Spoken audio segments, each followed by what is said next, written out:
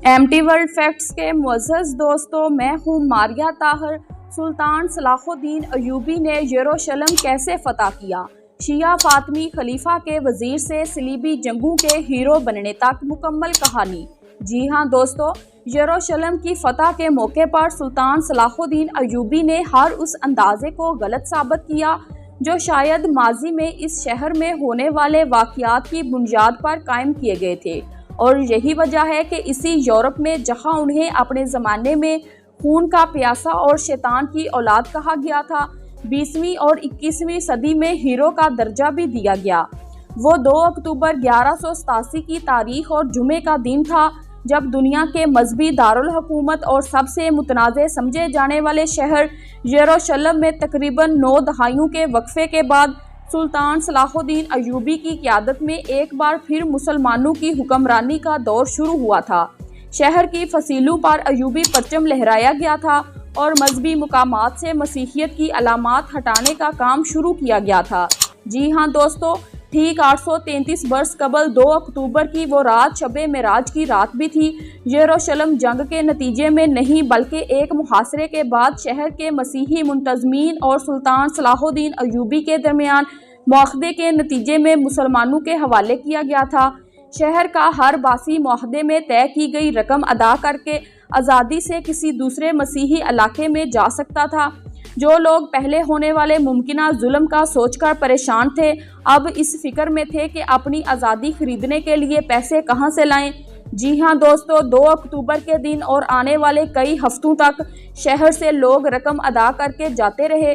जो नहीं अदा कर सकते थे वो मदद मांगते रहे और इनमें से हज़ारों की मदद खुद सुल्तान सलाहुद्दीन अयूबी और उनके भाई सैफुद्दीन ने ज़ाती तौर पर उनका तावान अदा करके की और बहुत से गुरबा को शहर के साबिक मसीही हुक्मरानों की दरख्वास्त पर बगैर तावान अदा किए जाने दिया गया। मोरख जॉनथन फिलिप्स ने सुल्तान सलाहुद्दीन की ज़िंदगी पर अपनी किताब दी life and legend of sultan सलाडन Salahuddin में लिखा है कि यरूशलेम के मसीही शहरियों को कुछ ऐसा देखने को नहीं मिला जिसकी वो तवक्को कर रहे थे। मुसलमानों के मुहासरे के दौरान यरूशलेम की खवातीन ने अपने बाल कटवा दिए थे कि वो फातेह फ़ौज के सिपाहियों की नज़रों में ना आए। लेकिन फिलिप्स लिखते हैं कि फ़तह और यरूशलेम पर कब्ज़े मुकम्मल करने का मरहला तय करने के बाद सुल्तान सलाहुद्दीन ने ख़ास तौर पर औरतों के मामले में रहमदिली का मुजाहरा किया जिसके लिए वो मशहूर थे। सवाल जहन में उठता है कि उनका ये जज्बा सच्चा था। ऐसा मालूम होता है कि ऐसा ही था। वो उनको फ़रोख्त कर सकते थे या अपने फ़ौजियों के हवाले भी कर सकते थे। यरूशलेम की फ़तह के मौके पर सुल्तान सलाहुद्दीन अयूबी ने हर उस अंदाज़े को गलत साबित किया जो शायद माजी में इस शहर में होने वाले वाक़यात की बुनियाद पर कायम किए गए थे। और यही वजह है कि इसी यूरोप में जहाँ उन्हें अपने ज़माने में खून का प्यासा और शैतान की औलाद कहा गया था, वहाँ 20वीं और 21वीं सदी में हीरो का दर्जा भी दिया गया।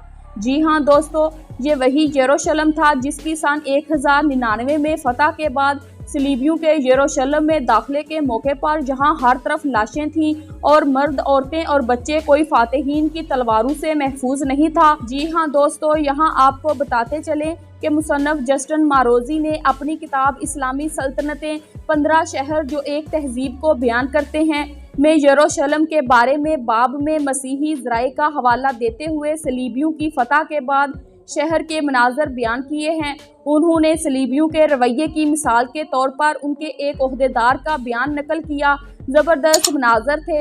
हमारे फौजियों ने दुश्मनों के सर कलम कर दिए। कुछ को ज़्यादा तकलीफ देने के लिए आग में झोंका गया। गलियों में सरों, कटे हुए पैरों और हाथों के ढेर थे। जी हाँ दोस्तों, सुल्तान सलाहुद्दीन अयूबी का चैलेंज यरूशलेम की फ़तह पर ख़त्म नहीं हुआ बल्कि उन्हें अंदाज़ा था कि अब मसीही दुनिया जिस पर यरूशलेम जैसे मुकद्दस शहर के हाथ से निकलने की खबर बिजली बनकर गिरी होगी, उसको वापस हासिल करने की कोशिश करेगी। सन 1187 में यरूशलेम की फ़तह से तीसरी सलीबी जंग में उसके कामयाब दिफा का बाब तकरीबन 5 बरसों पर मुहित है। वो सलीबी जंग जिसमें मगरबी यूरोप के बड़े बड़े बादशाह खुद शरीक हुए और यूरोप भर से लोगों को जंग में शिरकत पर माइल करने के लिए सुल्तान की बदतरीन से बदतरीन शबीहा पेश की गई, लेकिन जंग के लिए आने वाले ना सिर्फ यरूशलेम हासिल करने में नाकाम रहे बल्कि सुल्तान की एक मुख्तलिफ तस्वीर लेकर वापस गए, जो तमाम तर प्रोपोगंडे के बावजूद आज तक कायम है। जी हाँ दोस्तों, वीडियो पसंद आई है तो लाइक कर दें और अगर चैनल पर पहली बार आए हैं तो जल्दी से चैनल को सब्सक्राइब कर दें। Thanks for watching my video.